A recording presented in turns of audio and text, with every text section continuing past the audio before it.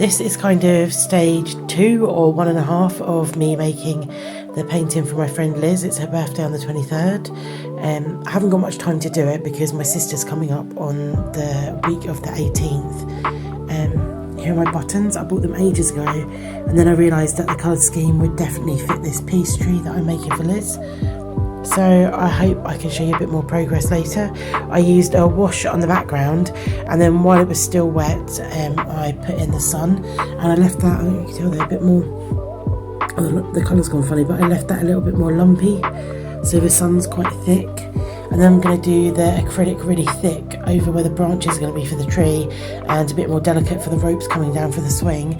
And then I'm going to draw the person in around the gnarled spiral tree. And as you can see, that's saying peace within the roots.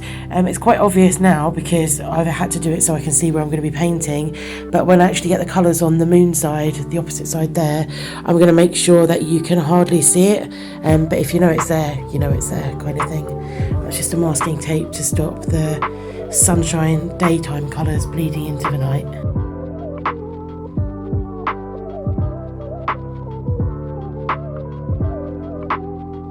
Liz, I hope you like your birthday present when it's finished, and I'll update everyone later.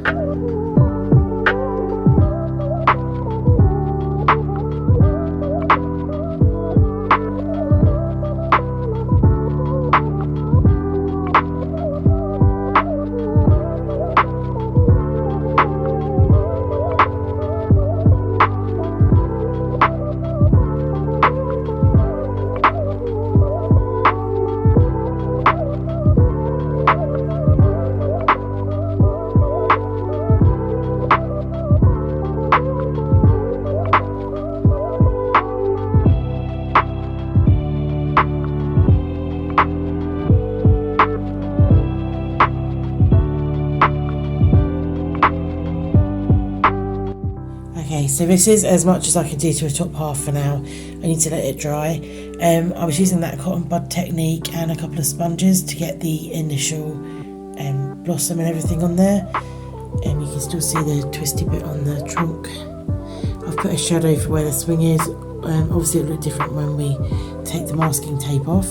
But these are the buttons that are also going to go on there, so I didn't want to put too much blossom because I want the buttons to add the extra texture. And I still want the patterns on the buttons to be able to show up. So yeah, that's as much as I'm doing for now. I probably won't do any more tonight because I've got housework and everything to do. But there you go, Liz. This is stage 3, do you want to call it, of the secret birthday project that I'm doing for you. Here's the next stage of what I'm working on.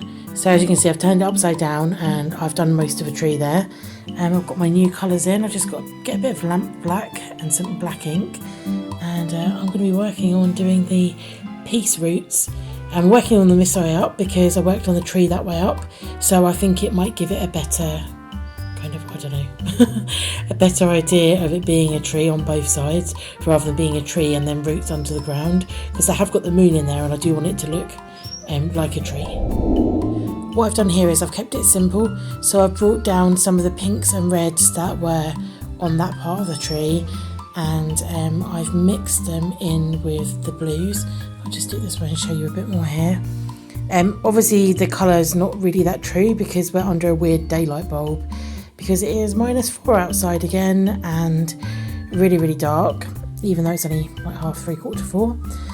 And what I'm going to do is with this one, rather than blending it in like I did with the sun, I'm going to leave the moon as crisp as I can to get the roots going around it, but I am going to be flicking some stars on it. So whereas this part of the tree has the blossom done with the little specks using the cotton buds, this side is going to have stars flicked behind the roots, so behind the tree branches.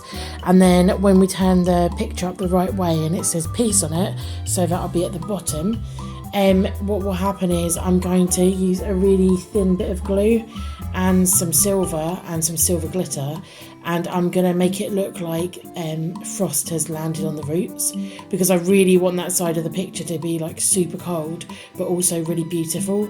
So it's like, it's okay, you can have peace and tranquility in different ways. You can have the warmth and everything above ground, but underneath you can be still at night and still be peaceful and not have to be hectic, stressed and anxious. So I'm really, really hoping that Liz will like what I've done and like this little video explaining her birthday present as well. I actually forgot to show you when I was doing the moon, but I put some extra aura around the moon, and now I'm starting on the roots, which are going to mirror kind of the tree branches on there. So what I'm doing is I'm just marking in piece that I'd already drawn out with some delicate filbert brushes, and then I'll put in the smaller roots, and then I'll start edging everything with silver, and that's going to be edged with purple glitter up there, and I'll stick the buttons on next. But yeah, here's this. You can't really see, but there are some stars that have been flicked in there as well.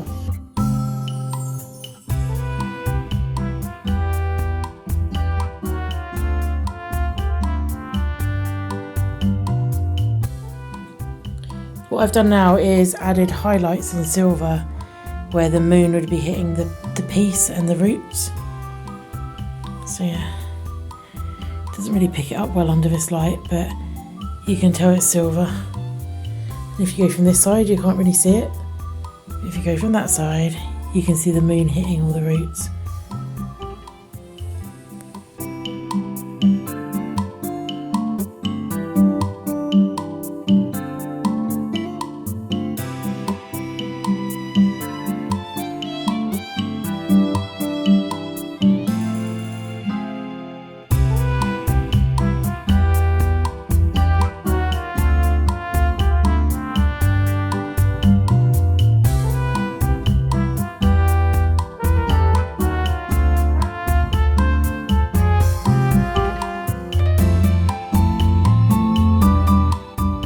I was just laying out where I think the buttons should go, and then I left it for a while and I've come back to it, and I still think I've chosen the best buttons out of the lot to give it really good texture. And you can see the little glittery highlights that are coming out from where the sun is in gold.